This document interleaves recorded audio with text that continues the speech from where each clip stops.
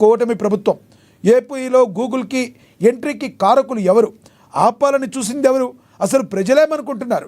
ఇదే అంశం గురించి ఈరోజు చర్చ కొనసాగిద్దాం. చర్చలో పాల్గొనేందుకు మనతో సిద్ధంగా ఉన్నారు జనసేన నేత లక్ష్మీకాంత్ గారు మనతో జూమ్ కాల్లో అందుబాటులో ఉన్నారు. అదేవిధంగా టీడీపీ కార్పొరేటర్ ఉదయశ్రీ యాదవ్ గారు కూడా మనతో అందుబాటులో ఉన్నారు. వైసీపీ నేత ఎల్ఎన్ మోహన్ రెడ్డి గారు కూడా మనతో అందుబాటులో ఉన్నారు. ఇక సీనియర్ జర్నలిస్ట్ అక్షర్ సత్యం గారు కూడా మనతో ఫోన్ ద్వారా అందుబాటులోకి వస్తారు. ముందుగా మనం జనసేన నేత లక్ష్మీకాంత్ గారితో మాట్లాడదాం. లక్ష్మీకాంత్ గారు నమస్తే అండి. నమస్తే అండి. లక్ష్మీకాంత్ గారు, గూగుల్ విశాఖకు చేరుకుంటుంది. ఏపీకి ఇది ఒక గొప్ప శుభవార్తగా అనుకోవచ్చా? అయితే దీనికి సంబంధించి పునాది పడింది వైసీపీ ప్రభుత్వ హయాంలో అని చెప్తున్న మాటల్లో వాస్తవం ఉందంటారా? ముందు మీకు ప్యానల్ సభ్యులకి ఏమైనా వీక్షకులకు అందరూ నమస్తేనండి. నమస్తే సార్. సార్, చాణక్యుడి నీతి రాజనీతి శాస్త్రం చూసుకుంటే అసలైన నాయకుడు ఎట్లా ఉండాలంటే అపారమైన జ్ఞానం, ఆర్థిక రంగంలో పూర్తిగా అవగాహన ఉన్న వ్యక్తి, మానవాళికి ఎటువంటి కష్టం వచ్చినా కానీ భయం బెదురు లేకుండా ఉండే వ్యక్తి, దేశ పురోగతికి పాటుపడేవాడే నిజమైన నాయకుడు అంటారు. ఈ విషయంలో మన డబుల్ ఇంజిన్ సర్కారు అటు పక్కన కేంద్రంలో నరేంద్ర మోదీ గారు కానీ, పవన్ కళ్యాణ్ గారు కానీ, చంద్రబాబు నాయుడు గారు కానీ కలిసి కష్టపడుతున్నారనే చెప్పాలి సార్. మరి ఈ విషయంలో మరి నేను ఎందుకు ఇంత గట్టిగా మాట్లాడుతున్నానంటే, గూగుల్ లాంటి సమస్య వస్తుందంటే మరి ఇవాళ రోజున విమర్శలు చేస్తున్న వైసీపీ నాయకులు సార్, డబుల్ వాయిస్ వస్తుంది సార్. ఏదో ఉన్నట్టుంది, ఇక్కడైతే బాగానే వినబడుతుంది. కంటిన్యూ చేయండి. వినబడుతుంది సార్. అయితే ఇది ఈ విషయంలో రాజకీయ విభేదాలు ఎటువంటి లేకుండా ఇటువంటి పెద్ద సమస్య వస్తున్నప్పుడు ఎవరైనా కానీ హర్షించదగ్గ విషయం అండి. ఇది ఎవరైనా కానీ రాష్ట్రం ఇంత పురోగతి చెందుతుందంటే ఎవరైనా కానీ మెచ్చుకోవాల్సిన విషయం సార్. ఇక్కడ కూటమి ప్రభుత్వం చేస్తుందంటే లేదు లేదు మా ప్రభుత్వం చేసిందని చెప్పేసి చెప్తున్నారు.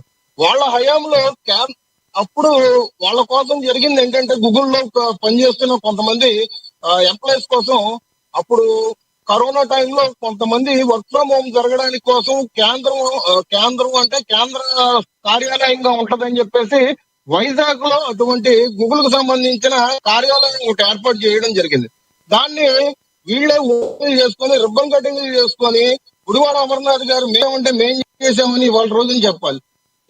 వాళ్ళు చెప్పడానికి వాళ్ళ సుందర్ పిచ్చయ్య గారే సాక్షాత్తు గూగుల్ సంబంధించిన వ్యక్తి ఇవాళ ట్వీట్ చేసి నరేంద్ర మోదీ గారే వస్తున్నారంటే ఇది కేంద్రం చేసిందా లేదంటే ఇవాళ రోజున అప్పటి గవర్నమెంట్ వైఎస్ఆర్సీపీ వాళ్ళు చేశారా లేదంటే ఇప్పుడు కూటమిలో భాగంగా మేం చేశామా అని చెప్పేసి ఒకసారి ఆలోచించుకోవాలి.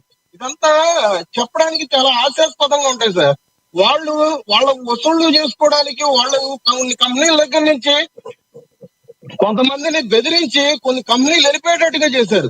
మరి లూలు మాల్ గురించి ఆ రోజు మేము స్థలం ఏర్పాటు చేస్తే ఇవాళ వరకు ఆ లూలు మాల్ రావడానికి కూడా భయపడిపోయి ఇవాళ రోజున హైదరాబాద్ కేంద్రంగా లూలు మాల్ పెట్టుకున్నారు. మరి ఇప్పుడు ఇవాళ వరకు లూలు మాల్ ఇప్పుడు కూటమి ప్రభుత్వం మళ్ళీ చంద్రబాబు నాయుడు గారి నాయకత్వం వచ్చిన తర్వాత ఇవాళ రోజున జరిగినాయి. అదే మొన్న కేబినెట్ మీటింగ్ లో కూడా మొన్న పవన్ కళ్యాణ్ గారు కూడా మేము ఎంప్లాయీస్ కి ఇచ్చుకుంటారా స్థానికంగా యువతకి ఇస్తారా అని చెప్పేసి కూడా జరగడం జరిగింది. ఎందుకంటే రేపటి భవిష్యత్తు యువతరానిది.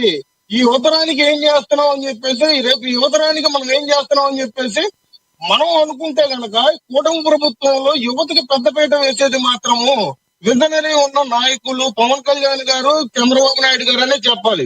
ఇక్కడ ఐటీ మినిస్టర్ గా లోకేష్ గారు కూడా చేసిన కష్టమేం కాదు సార్.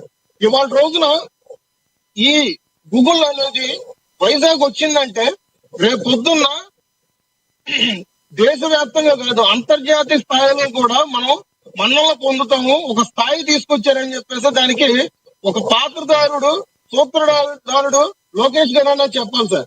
ఇవాళ రోజున ఎన్ని రాజకీయ విభేదాలు ఉన్నా గానీ ఎన్ని విమర్శలు ఉన్నా గానీ మేం చేసామని చెప్పేసి ఈ మేలుని వీళ్ళు హర్షించకుండా చేస్తున్నారంటే వీళ్ళంతా రాజకీయ విభేదాలు చేస్తున్నారంటే ఎంత సిగ్గుచేటుగా ఉందని చెప్పేసి మేము చెప్తున్నాం సార్. ఇక్కడ A1 డేటా సెంటర్ గూగుల్ ఏర్పాటు చేస్తుందంటే $15 మిలియన్ తో ఏర్పాటు చేస్తుందంటే ఇది ఎంత పెద్ద కంపెనీ అనేది ఒకసారి ఆలోచించాలి సార్. ఇదే స్థాయిలో రానున్న రోజుల్లో రేపు అమరావతి కూడా రాష్ట్ర రాజధానిగా హైదరాబాద్ ధీటుగా ముందు ఉంటదని చెప్పేసి నేను ఈ విధంగా తెలియజేస్తున్నాను సార్. వాయిస్ వినిపిస్తుందా సార్? ఇప్పుడు ఈ గూగుల్ రావటం ద్వారా అనేక మందికి ఉపాధి కలుగుతుందని చెప్పి ఉప ముఖ్యమంత్రి పవన్ కళ్యాణ్ గారు కూడా కంగ్రాట్స్ చెప్పడం జరిగింది. మరి పవన్ కళ్యాణ్ గారు యొక్క పాత్ర దీనిలో ఏ మేరకు ఉందంటే ఏం చెప్తారు మీరు? సార్ ఖచ్చితంగా అయితే పవన్ కళ్యాణ్ గారి స్థానం ఒక ప్రత్యేకమైన స్థానం ఉంది సార్. ఎందుకంటే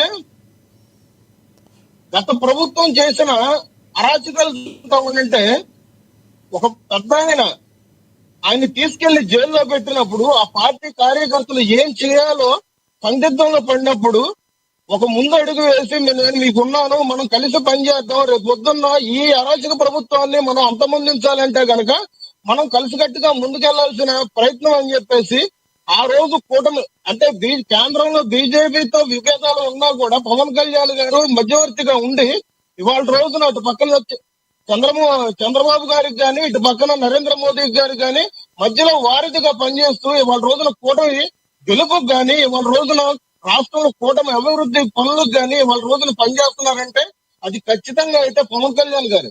ఇవాళ రోజున మరి పవన్ కళ్యాణ్ గారు ఈ స్థాయిలో ఉన్నారు అంటే అదే సార్ నేను ఇంతకు ముందు కూడా నేను మీతో కూడా చెప్పింది, విమర్శలను కూడా పట్టించుకోకుండా వాళ్ళ పని వాళ్ళు చేసుకుంటూ వెళ్తున్నారంటే మనం శభాష్ అని చెప్పేసి మెచ్చుకోవాల్సిందే పోయి లేనిపోని రాజకీయాలు చేస్తున్నారంటే ఆ వైసీపీ వైఖరినే మనం ఏంటనేది సిగ్గుచేటుగా ఉంది అని చెప్పేసి నేను ఇంతకు ముందు కూడా నేను చెప్పింది కూడా ఆ విషయం గురించే సార్.